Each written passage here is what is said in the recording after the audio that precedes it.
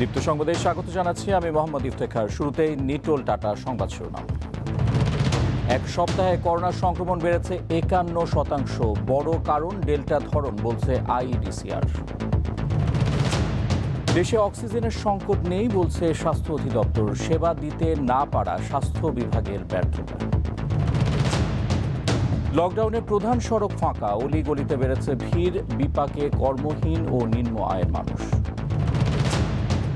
অনলাইনে বাড়ছে কোরবানির পশু কেনা বেচা, চলছে হাটের প্রস্তুতিও, আমদানি না করার ঘোষণা।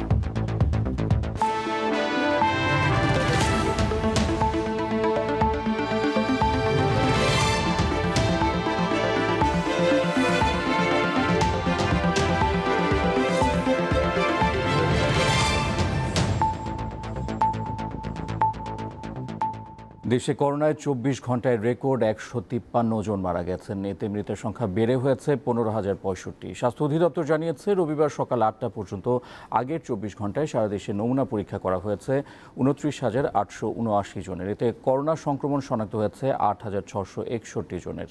নমুনা পরীক্ষা বিবেচনায় শনাক্তের হার ২৮.৯৯%। দেশে এ পর্যন্ত করোনা শনাক্ত হয়েছে মোট ৯,৪৪,৯১৭ জনের। এর মধ্যে সুস্থ হয়েছেন ৮,৩৩,৮৯৭ জন। স্বাস্থ্য অধিদপ্তর জানিয়েছে গত এক সপ্তাহে করোনা শনাক্তের হার ৫১.২৯% বেড়েছে। মৃত্যু বেড়েছে ৪৬.৩৪%। রোগতত্ত্ব, রোগ নিয়ন্ত্রণ ও গবেষণা ইনস্টিটিউটের গবেষণা বলছে করোনার ভারতীয় ধরন ডেল্টার কারণেই সংক্রমণ বাড়ছে।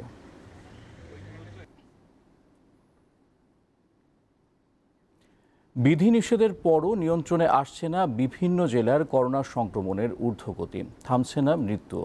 রোগী বাড়ায় বিভিন্ন জেলার করোনা বিশেষায়িত হাসপাতালে দেখা দিয়েছে শয্যা সংকট। খুলনা বিভাগে ২৪ ঘন্টায় রেকর্ড ৪৬ জন মারা গেছে। এর মধ্যে ১৯ জনই কুষ্টিয়ায়। এ সময় করোনা শনাক্ত হয়েছে ১,৩০৪ জনের। চুয়াডাঙ্গায় ১৫০ শয্যা করোনা বিশেষায়িত হাসপাতালে দেখা দিয়েছে নানা সংকট। শয্যা ফাঁকা নেই, রোগী বাড়ায় দেখা দিয়েছে অক্সিজেন সংকট। হাসপাতালে চিকিৎসক ও নার্সেরও অভাব রয়েছে। জেলায় করোনা শনাক্তের হার শতকরা ৩৩.৭৩%। রাজশাহী মেডিকেলে মারা গেছে আরও ১২ জন। নতুন ৭৭ জন সহ হাসপাতালে ভর্তি রোগীর সংখ্যা ৪৮৫, যেখানে শয্যা আছে ৪০৫টি। শনাক্তের হার শতকরা ৩২.২৫%। রংপুরে করোনা বিশেষায়িত হাসপাতালে বর্তমানে কোনো শয্যাই ফাঁকা নেই। এ বিষয়ে ইতোমধ্যে নোটিশও দিয়েছে হাসপাতাল কর্তৃপক্ষ। ময়মনসিংহ মেডিকেল কলেজ হাসপাতালের করোনা ইউনিটে মারা গেছে ১১ জন। নতুন আক্রান্ত ২০২ জন। আক্রান্তের হার শতকরা ২৮%। গোপালগঞ্জে কঠোর লকডাউনের মধ্যেও শনাক্তের হার কমছে না। ২৪ ঘন্টায় আক্রান্তের হার শতকরা ৫৪.৪৯%। আফসার উদ্দিন, দীপ্ত বার্তা কক্ষ। অক্সিজেনের অভাবে রোগী মৃত্যুর অভিযোগ খতিয়ে দেখতে তদন্ত কমিটি গঠন করেছে স্বাস্থ্য অধিদপ্তর। সরকারি সংস্থাটির দাবি করছে সার্বিক অক্সিজেন সরবরাহ ও উৎপাদনের কোনো সংকট নেই। বিশেষজ্ঞরা বলছেন হাসপাতালে সেবা দিতে না পারা রোগীকে ডেকে এনে মেরে ফেলার মতো। এটা স্বাস্থ্যসেবা বিভাগের ব্যর্থতা। অক্সিজেনের অভাবে সম্প্রতি সাতক্ষীরায় ৭ জন আর বগুড়ায় বেশ কয়েকজন রোগীর মৃত্যুর অভিযোগ ওঠে। এই দুই জেলাসহ দেশের বিভিন্ন জেলার হাসপাতালে অক্সিজেন সংকটেরও অভিযোগ রয়েছে। করোনা সংক্রমণ বাড়ায় চাহিদা বাড়ছে নিবিড় পরিচর্যা কেন্দ্র আইসিইউ এর। বিশেষজ্ঞরা বলছেন ১ বছরের বেশি সময় পাওয়ার পরও স্বাস্থ্যসেবার উন্নতি হয়নি। গত বছরের জুনে প্রধানমন্ত্রী শেখ হাসিনা প্রতি জেলায় আইসিইউ স্থাপনের নির্দেশনা দিলেও তা বাস্তবায়ন হয়নি।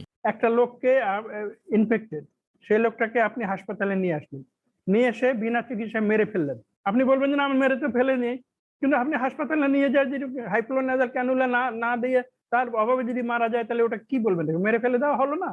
আমরা ২-৩ মাস ধরে এই জিনিসটা দেখতেছি। এতদিনে হবে না কেন? এসব প্রিপারেশন নেওয়া হবে না কেন? স্বাস্থ্য অধিদপ্তর দাবি করছে এখন পর্যন্ত অক্সিজেনের কোনো সংকট নেই। তবে সংক্রমণ তথা রোগীর সংখ্যা বাড়তে থাকলে আগামীতে চ্যালেঞ্জ হবে। অক্সিজেনের অভাবে কিছু করোনা রোগীর মৃত্যুর ঘটনা ঘটেছে, এটি অভিযোগ এসেছে। অভিযোগ তদন্ত করবার জন্য তদন্ত কমিটি গঠন করা হয়েছে। আমরা তদন্ত যে প্রতিবেদন আছে সেটি হাতে পাওয়ার পর নিশ্চয়ই আমরা আপনাদের সঙ্গে কথা বলবো। কিন্তু অক্সিজেনের সামগ্রিক সরবরাহের কোনো সংকট নেই, উৎপাদনেরও এই মুহূর্তে কোনো সংকট নেই। তিনি জানান, লোকবলের অভাব আর সীমিত সম্পদের সর্বোত্তম ব্যবহার করছে স্বাস্থ্য অধিদপ্তর। মিজানুর রহমান, দীপ্ত সংবাদ, ঢাকা। কঠোর লকডাউনের মধ্যেও কেউ বের হয়েছেন বন্ধুর বাসায় ঘুরতে, কেউ গেছেন পাখির খাবার কিনতে। ভ্রাম্যমাণ আদালতের কাছে এমন নানা অজুহাত সাধারণ মানুষের। রাজধানীর প্রধান সড়ক প্রায় ফাঁকা থাকলেও চলাচল বেড়েছে গলিতে। চতুর্থ দিনে গ্রেফতার করা হয়েছে 618 জনকে। রাজধানীর সড়কে নেই চিরচেনা যানজট, ব্যস্ততা। বৃষ্টির মধ্যেও কঠোর লকডাউন বাস্তবায়নে তৎপর আইনশৃঙ্খলা রক্ষাকারী বাহিনী। বিভিন্ন জায়গায় বসানো হয়েছে পুলিশ, র্যাব ও সেনাবাহিনীর তল্লাশি চৌকি। কাজ করছে ভ্রাম্যমাণ আদালতও। সড়কে চলাচলে কড়াকড়ি, তবে অলিতে গলিতে দল বেঁধে জড়ো হচ্ছেন অনেকে। মানা হচ্ছে না স্বাস্থ্যবিধি, অজুহাতেরও শেষ নেই। আমার মাছ আমি ছিল, আমি ওই যে মার্কেটে গেছি, মার্কেটে যাওয়ার সাথে আমার মাছটা মানে পড়ে গেছে। সাবার গেছেন, সাবার থেকে গাছ তুলে আসছি। স্যার আমার ওয়াইফ থাকে ওইখানে, ওইখানে শ্বশুর বাড়ি স্যার। তবে যথাযথ জবাব না মিললেই পড়তে হচ্ছে শাস্তির আওতায়। বন্ধুর বাসায় গেছে জন্মদিনের জন্য, তো সেটা তো এক্সট্রিম কেস, সেটা তো হওয়ার কথা না, কারণ এই সময় সব কিছু বন্ধ থাকার কথা। যেমন আরেকটা কেসে আমি পেলাম ওনারা ইয়াতে গেছে, বন্ধুর বাসায় হার্ড ডিস্ক আনতে গেছে, তো সেটাও হওয়ার কথা না। যেমন আরেকজন আমরা পেলাম এখান থেকে, তারা গেছে পাখির খাবার আনতে গেছে, তো সেটাও তো হওয়ার কথা না। এরকম কিছু আমরা এক্সট্রিম কেস আমরা পাচ্ছি। সবচেয়ে গুরুত্বপূর্ণ বিষয় যেটা দেখতে পাচ্ছি, এই গুরুত্বপূর্ণ বিষয়টা হচ্ছে ব্যক্তিগত পর্যায়ে আমাদের মনে হচ্ছে যে সচেতনতা একটু কম। এখন যে ভ্যারিয়েন্টটা আমরা দেখতে পাচ্ছি, এই ভ্যারিয়েন্টটা যাতে খুব দ্রুত আমাদের মধ্যে ছড়িয়ে না পড়ে, এই জন্য আমরা ব্যক্তিগত পর্যায়ে সচেতনতাকেই বেশি গুরুত্ব প্রদান করছি। আইনশৃঙ্খলা রক্ষাকারী বাহিনীর কর্মকর্তারা বলছেন, কঠোর স্বাস্থ্যবিধি মানলে করোনা সংক্রমণ নিয়ন্ত্রণে আনা সম্ভব। তাই সরকারি বিধিনিষেধ মানাতেই কাজ করছেন তারা। আসিফ জামান, দীপ্ত সংবাদ, ঢাকা। দেশ জুড়ে চলা কঠোর লকডাউনে কর্মহীন হয়ে পড়েছেন অনেকে। বেশি বিপাকে রাজধানীর বস্তিবাসী ও নিম্ন আয়ের মানুষ। শিগগিরই এদের সামাজিক নিরাপত্তা খাতের আওতায় আনার পরামর্শ দিয়েছেন বিশেষজ্ঞরা। রাজধানীতে সিএনজি চালিয়ে সংসার চালাতেন সাইদুল ইসলাম। কঠোর লকডাউনে জীবিকার সে পথ বন্ধ হওয়ায় ধার দেনা করে মৌসুমি ফল বিক্রি শুরু করেছেন। তবে ক্রেতার অভাবে এখানেও লোকসান গুনতে হচ্ছে। তাই ভবিষ্যৎ নিয়ে পড়েছেন দুশ্চিন্তায়। আম এখন বেচতে পারতেছি না, এখন এই ধার দেনা যে করছে তারাও চাপ দিতেছে, মাল বেচতে পারতেছি না, মাল আমায় পচতেছে। ঠিক আছে, সংসার নিয়ে আমি খুব হিমিজিমির ভিতরে আছি। 1.5 বছরের বেশি সময় ধরে চলা লকডাউনের রেশ কাটতে না কাটতেই আবারও কাজের ক্ষেত্র বন্ধ হয়ে যাওয়ায় তার মতো অনেকেই বিপাকে পড়েছেন। সবচেয়ে বেশি কষ্টে আছেন দিনমজুর ও বস্তিবাসী। গত বছর সরকারি সহায়তা পেলেও এবছর সেটিও পাননি তারা। সারাদিন নান দিনে কেবল কটা মিছিল করিয়ে যায়, কেবল সরাই দিল। 5 তারিখে ভাড়া দিতে থাকবো না, দিতে যাইতাম, কারণ খাইতাম পাই না ভাড়া দাম করতে। যেহেতু আমরা দিনমজুরি কাজ করি, আমাদের একদিন বাসায় থাকলে আমাদের খাবার অনেক সমস্যা হয়ে যায়। এখন চলাফেরা খুব কষ্ট। করোনা মরবো কয়টা, তাছাড়া না খাই মরতেছে মানুষ বেশি। আগে দিত, এখন কিচ্ছু দেয় না, খাইতে পারি না। সাম্প্রতিক এক গবেষণা বলছে, করোনায় নতুন করে দরিদ্র হয়েছে প্রায় 2 কোটি মানুষ। পরিস্থিতি মোকাবিলায় স্বল্প, মধ্য ও দীর্ঘমেয়াদী পরিকল্পনা গ্রহণের তাগিদ বিশেষজ্ঞদের। এটা নিশ্চিত করতে হবে যে পুরনো যারা দরিদ্র এবং নতুন করে যারা দরিদ্র হয়েছেন, যারা কাজ হারাচ্ছেন, তাদেরকে সামাজিক সুরক্ষা কর্মসূচির আওতায় নিয়ে আসা এবং অর্থনৈতিক কর্মকাণ্ড স্বাভাবিক করার পাশাপাশি এই মানুষগুলোকে কাজ ফিরিয়ে দেওয়ার যে উদ্যোগটা, সেটা কিন্তু চেষ্টা করতে হবে। নিম্ন আয়ের এসব মানুষের জীবিকার ব্যবস্থা করা না গেলে দীর্ঘদিন ঘরে রাখা সম্ভব হবে না বলে মনে করছেন বিশেষজ্ঞরা। মাহমুদুল আরেফিন, দীপ্ত সংবাদ, ঢাকা। রাজধানীর 2 সিটি কর্পোরেশনের অধীনে সরাসরি কোরবানির পশুর হাট বসানোর প্রস্তুতি শুরু করেছেন ইজারাদাররা। তবে চলমান লকডাউনের কারণে গত বছরের মতো এবারও ফার্ম থেকেই পশু বিক্রি হচ্ছে। ক্রেতার চাহিদা অনুযায়ী ঈদের আগের দিন স্বাস্থ্যবিধি মেনে পশু পৌঁছে দেওয়ার ব্যবস্থা রেখেছে ফার্মগুলো। মুসলমানদের অন্যতম ধর্মীয় উৎসব পবিত্র ঈদ উল আজহা। গেল বছর প্রায় 1,19,00,000 পশু কোরবানির জন্য প্রস্তুত করা হয়। বছর বছর 10% হারে বাড়ে এর চাহিদা। সে হিসেবে চলতি বছর প্রায় 1,30,00,000-এর বেশি পশু কোরবানির লক্ষ্যমাত্রা ধরে প্রস্তুতি নিয়েছেন খামারিরা। তবে উন্মুক্ত স্থানে হাট বসা নিয়ে এখনো অনিশ্চয়তা থাকায় কোরবানির পশু বিক্রিতে এর প্রভাব পড়ার আশঙ্কা করছেন তারা। যদিও অনলাইনে পিছিয়ে নেই উদ্যোক্তারা। আমরা অনলাইনে কিছু কিছু পণ্য আমরা বিক্রি করতেছি, আমাদের অনলাইন পোর্টাল আছে, বাট আসলে কোরবানির পশুগুলা বেশিরভাগ মানুষই আসলে নিজে স্বচক্ষে দেখে কিনতে চায়। জীবন এবং জীবিকার কথা চিন্তা করে 7 তারিখের পরে যেন পূর্ণভাবে লকডাউনকে দীর্ঘায়িত না করা হয়। এমন পরিস্থিতিতে সরাসরি ফার্ম থেকে পশু সংগ্রহ করার ব্যাপারে আগ্রহ দেখাচ্ছেন ক্রেতারা। কেউ কেউ সরাসরি পরিদর্শন করে আগাম বুকিং দিয়ে রাখছেন। স্বাস্থ্যবিধি মেনটেন করে গরু নেওয়ার একটা এনভায়রনমেন্ট আছে, কারণ হাটের ভিতরে তো অনেক বেশি গ্যাদারিং হয়। ফার্মে আইসা যদি এরকম নিরাপদে ক্রয় করা যায় তাহলে আমার মনে হয় সবচেয়ে বেটার। আমি এখানে কিনে রেখে গেলাম, দেখা যায় ঈদের দিন আগের দিন বা ঈদের দিন সকালে আমি এখান থেকে নিয়ে বাসায় নিয়ে কোরবানি করে ফেলাবো, আর কোনো ঝামেলা নাই। করোনা এবং লকডাউনের কারণে রাজধানীতে হাট বসা এখন অনেকটাই অনিশ্চিত। ফলে এ ধরনের ফার্মগুলো থেকে এখন পশু এরই মধ্যে কেনাবেচা শুরু হয়ে গেছে। 50% গরু বিক্রি হয়ে গেছে, এমনটা জানিয়ে বিক্রেতারা বলছেন ঈদের আগের দিন পর্যন্ত চাইলে ক্রেতারা এখানে পশু রাখতে পারবেন। 50% অলরেডি আমাদের বুকিং হয়ে গেছে, আর 50% আশা করছি ঈদের আগে হয়ে যাবে। যারা বুকিং করছে তারা এখানেই রেখে গেছে অ্যাডভান্স করে, এটা ঈদের 3 দিন আগের থেকে আমরা হোম ডেলিভারি দিব। তবে এরই মধ্যে রাজধানীর বিভিন্ন স্থানে কোরবানির পশুর হাট বসানোর প্রস্তুতি নিতে শুরু করেছেন ইজারাদাররা। লকডাউন চলমান থাকলেও আফতাবনগর এবং মেরাদিয়ায় গিয়ে দেখা যায় বৈরী আবহাওয়াতেও জোরে সোরে চলছে হাটের প্রস্তুতি। আহাদ হুসাইন টুটুল, দীপ্ত সংবাদ, ঢাকা। দেশে কোরবানির পশুর পর্যাপ্ত মজুদ রয়েছে, তাই কিছুতেই পশু আমদানি করতে দেওয়া হবে না বলে জানিয়েছেন মৎস্য ও প্রাণী সম্পদ মন্ত্রী। রবিবার ঢাকা উত্তর সিটি কর্পোরেশনের ডিজিটাল হাটের উদ্বোধনী অনুষ্ঠানে তিনি কথা জানান। এই ডিজিটাল হাটে পশু কেনা বেচার পাশাপাশি কোরবানি করারও সহায়তা পাওয়া যাবে। পবিত্র ঈদুল আজহায় প্রতি বছর 1 কোটির বেশি পশু বিক্রি হয়। রাজধানী সহ সারা দেশে উৎসবমুখর পরিবেশে চলে পশু বেচাকেনা। তবে করোনা মহামারীর কারণে এখন পরিস্থিতি কিছুটা ভিন্ন। করোনা সংক্রমণ বাড়তে থাকায় অনলাইনে পশু বেচাকেনার জন্য ডিজিটাল হাট চালু করেছে ঢাকা উত্তর সিটি কর্পোরেশন। রবিবার ভার্চুয়াল অনুষ্ঠানে উদ্বোধন করা হয় এ ডিজিটাল হাট। এতে পশু কেনাবেচার পাশাপাশি কোরবানি করার সহায়তাও পাওয়া যাবে। আপনারা যদি 10 তারিখের ভিতরে আপনি গরুটা কিনে আমাদেরকে আপনারা বুকিং করে দেন, আমরা আপনার গরুটা কিনে জবাই দিয়ে আপনার বাসায় আমরা গরুটা পৌঁছিয়ে দিব। আপনি গরুটা কিনবেন, আপনার টাকাটা যে ক্রেতা সে কিন্তু পাবে না, এটা বাংলাদেশ ব্যাংকের একটা অ্যাকাউন্টে পাবে। আপনি যখন কনফার্ম করবেন যে আপনি গরুটা পেয়ে গেছেন এবং গরুটা ঠিক আছে, তারপরে কিন্তু টাকাটা রিলিজ করবে। অনুষ্ঠানে মৎস্য ও প্রাণী সম্পদ মন্ত্রী জানান, দেশে 1,19,00,000 পশু কোরবানির জন্য প্রস্তুত আছে। খামারিদের স্বার্থ রক্ষায় কিছুতেই পশু আমদানি করতে দেয়া হবে না। চোরাই পথে বা অন্য কোনো পথে যাতে একটা পশু দেশের ভিতর প্রবেশ করতে না পারে, কারণ আমাদের খামারিদের কথা মনে রাখতে হবে। তারা অনেক কষ্ট করে খামার তৈরি করেছেন, অনেক বিনিয়োগ করছেন। তাদের পশু বিক্রি হবে না, বাইরের থেকে আসবে, এটা কোনোভাবেই মেনে নেওয়া যায় না। আমরা চাই এই সেক্টরকে আরো বেশি সামনে এগিয়ে নিয়ে যেতে। ডিজিটাল কোরবানির হাট সফল করতে e commerce association of Bangladesh ও বাংলাদেশ ডেইরি ফার্মার্স অ্যাসোসিয়েশনের সঙ্গে চুক্তি করেছে ঢাকা উত্তর সিটি কর্পোরেশন।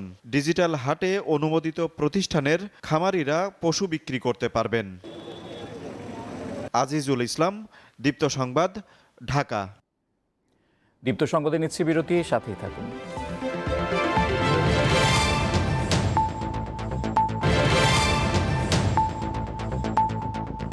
আবার আমন্ত্রণ দীপ্ত সংবাদে।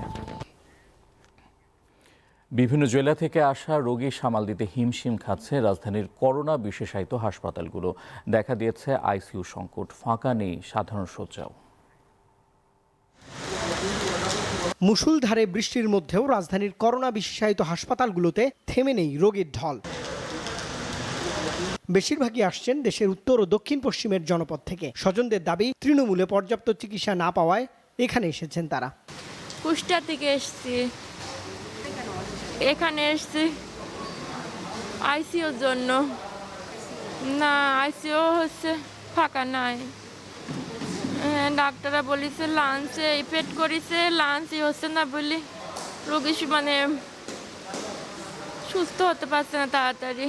তা আমাদের এখানে আইসিইউ ফাঁকা নাই, তা আমরা ওখান থেকে আবার উপায়ন্তর না দেখে আমরা দেখি যে অক্সিজেন শেষ হয়ে যাচ্ছে অ্যাম্বুলেন্সের ভিতরে, এবং ড্রাইভার বলছে যে আর কিছুক্ষণের ভিতরে অক্সিজেন সাপোর্টটা অ্যাম্বুলেন্সের শেষ হয়ে যাবে, সেই মুহূর্তে আপনার রোগী এক্সপায়ার হতে পারে। কুর্মিটোলা হাসপাতালে ফাঁকা নেই করোনা আইসিইউ শয্যা। 300 সাধারণ শয্যার বিপরীতে রোগী ভর্তি আছে প্রায় 350। অনেক রোগীরা দূর করে থাকতে চায়, এখানে দেখা গেল সিট নাই, তারপরে রাখে, রিকোয়েস্টের মাধ্যমে রাখা হয়। মহাখালীর এই করোনা বিশেষায়িত হাসপাতালের কর্তৃপক্ষ বলছে প্রতিদিনই ভর্তি হচ্ছে 50-এর অধিক রোগী, ফুরিয়ে যাচ্ছে আইসিইউ শয্যা। এই মুহূর্তে প্রায় 400-এর মতো আমাদের পেশেন্ট কিন্তু হয়ে যাচ্ছে, যারা খুবই সিরিয়াস, এবং এর মধ্যে 130-র মতো সকাল 8টাতেই আমার ভর্তি ছিল, এখন নিশ্চয়ই আরও যাচ্ছে, এবং যেভাবে গেলে আমার ধারণা যে 2-3 দিনের মধ্যেই আমার আইসিইউ হয়তো 200 বেডসে ভরে যাবে, কারণ এই ঢাকার বাইরে আমার 70%-এর মতো পেশেন্টই তো ঢাকার বাইরে। এই পরিচালক বলছেন, শুধু বিধিনিষেধ দিয়ে এই মহামারী ঠেকানো সম্ভব নয়, স্বাস্থ্যবিধি মানতে হবে সঠিকভাবে। স্বাস্থ্যবিধি মানার বিষয়টা আসছে, সেটা যদি আমরা না করতে পারি তাহলে এই বিষয়টা কিন্তু আউট অফ কন্ট্রোল হয়ে যাওয়ার সম্ভাবনা রয়েছে। আপনারা পার্শ্ববর্তী দেশই বলেন, ইউরোপিয়ান কান্ট্রি বলেন, তাদের দেশেও কিন্তু এরকম একটা পরিস্থিতি তখনই সৃষ্টি হয়েছে যখন এটাকে ক্যাজুয়ালি নেওয়া হয়েছে। অতিরিক্ত রোগীর কারণে অক্সিজেনের চাহিদাও বেড়েছে বলে জানায় কর্তৃপক্ষ। রুবায়েত হাসান, দীপ্ত সংবাদ, ঢাকা। করোনার টিকা নিতে আগ্রহী প্রবাসীদের ভিড় সামাল দিতে হিমশিম খাচ্ছে কর্তৃপক্ষ। চলতি সপ্তাহে শুধু সৌদি আরব ও কুয়েতগামীদের বিএমইটি নিবন্ধন দেওয়া হচ্ছে, কিন্তু অন্যরাও ভিড় করায় রাজধানীর প্রবাসী কল্যাণ ভবনের সৃষ্টি হচ্ছে বিশৃঙ্খলা। কেউ নারায়ণগঞ্জ, কেউ টঙ্গী, কেউ বা এসেছেন গাজীপুর থেকে। তারা সবাই রেমিটেন্স যোদ্ধা। দেশ জুড়ে চলা লকডাউনের মধ্যেও রাজধানীর প্রবাসী কল্যাণ ভবনে তারা এসেছেন জনশক্তি, কর্মসংস্থান ও প্রশিক্ষণ ব্যুরো বিএমইটির তথ্য ভাণ্ডারে নিবন্ধনের জন্য। লকডাউনে প্রায় 1 বছর পরিমাণ বাসায় বসা, এখন আমাদের কোম্পানি নিতেছে, যার কারণে আমরা আবার ব্যাক করতেছি সৌদি আরব। 26 তারিখ যেহেতু আমার ফ্লাইট, তো আমি এখন এখান থেকে রেজিস্ট্রেশনটা করার পরে আমি আমার কফিলের সাথে যোগাযোগ করব। এসেছি ভ্যাকসিন আবেদন করার জন্য, ভ্যাকসিন না হলে তো আমি যাইতে পারবো না। প্রবাসী কল্যাণ মন্ত্রণালয় থেকে বারবার বলা হচ্ছে, চলতি সপ্তাহে শুধু সৌদি আরব ও কুয়েতগামীদের নিবন্ধন করা হবে, বাকিদের শুরু হবে আগামী রবিবার থেকে। সিএনজি ভাড়া করাইছি সকাল 6টায়, এই পর্যন্ত 2বার কাগজ টাকা পিন মারছে, দুবাই এলাকা নিয়ে হইব না। 2-3বার ট্রান্সফার করছি, এখন 31শে জুলাইয়ের ফ্লাইট, কিন্তু ওখানে গেলে এখন তাকে কোয়ারেন্টাইনে থাকতে হবে। যদি এখান থেকে টিকাটা দিতে পারি তাহলে আমাদের কোয়ারেন্টাইন লাগবে না আর কি। এরকম অনেকেরই সমস্যা, যেমন আপনার কুয়েতে অলরেডি অনেক ভিসা ম্যাচ শেষ হয়ে গেছে, আপনার দুবাইতে এখন বন্ধ এই মুহূর্তে, তো দুবাইতে অনেকে ভিসা ম্যাচ শেষ হয়েছে, আমাদের যারা প্রবাসীতে আসছে না।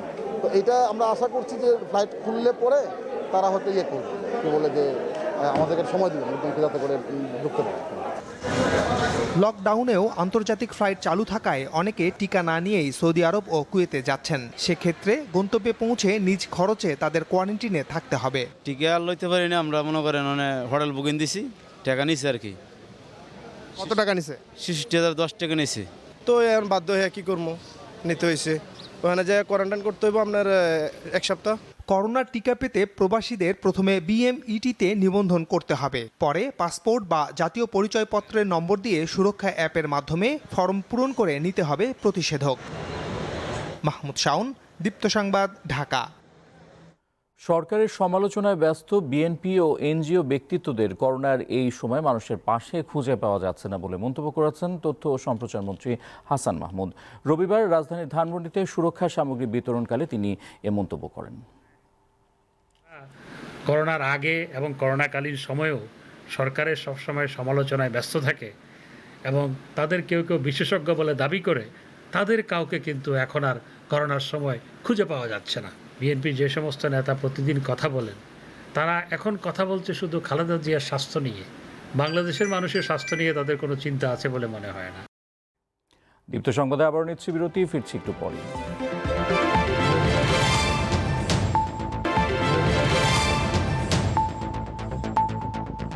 স্বাগত আরও একবার, দেখছেন দীপ্ত সংবাদ। এবারে দেশের বাইরের খবর।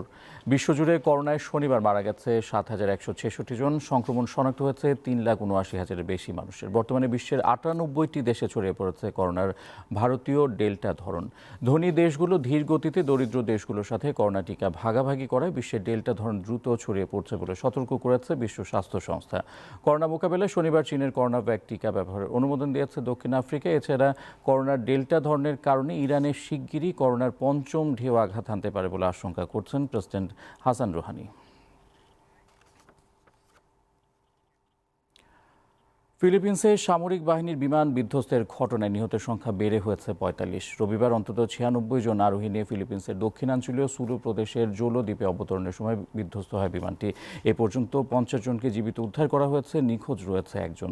বিমানটির আরোহীদের বেশিরভাগই সম্প্রতি সেনাবাহিনীর সাধারণ প্রশিক্ষণ শেষ করেছেন। একটি যৌথ টাস্ক ফোর্সের অংশ হিসেবে তাদের জোলো দ্বীপে মোতায়েন করা হয়েছিল। মিয়ানমারের নিরাপত্তা বাহিনীর গুলিতে সেনা বিরোধী 25 জন নিহত হয়েছে। সাগাইং অঞ্চলের দেপাইন শহরে শুক্রবারের ঘটনা ঘটে। তবে গণমাধ্যমে রবিবার এই খবর প্রকাশিত হয়। শুক্রবার 4টি সামরিক ট্রাকে শহরটিতে সেনা পাঠানো হয়। তাদের প্রতিরোধ করতে বিভিন্ন পয়েন্টে অবস্থান নেয় পিডিএফ বিদ্রোহীরা। প্রত্যক্ষদর্শীরা জানায় এ সময় তাদের উপর হামলা চালায় সেনারা। রাষ্ট্রীয় গণমাধ্যম global new light of Myanmar দাবি করেছে টহলরত সেনাদের ওপর প্রথমে হামলা চালায় সশস্ত্র সন্ত্রাসীরা। এই সময় এক সেনা নিহত ও 6 জন আহত হয়। চীনের নতুন মহাকাশ স্টেশন থেকে বের হয়ে প্রথমবারের মতো মহাশূন্যে হেঁটেছেন দেশটির 2 নভোচারী। স্থানীয় সময় রবিবার ওই 2 নভোচারী স্টেশনের কোর কেবিন থেকে বের হয়ে মহাশূন্যে হাঁটেন। প্রথমে স্টেশনের বাইরে যান লিউ বমিং, পরে কেবিনের বাইরে বের হন ট্যাং হংবো নামের অপর নভোচারী। এর আগে 2008 সালে সেনজু 7 মিশনে ঝাই জিগাং 20 মিনিট মহাশূন্যে হাঁটেন। এই সময় লিউ বমিং তাকে সহযোগিতা করেছিলেন।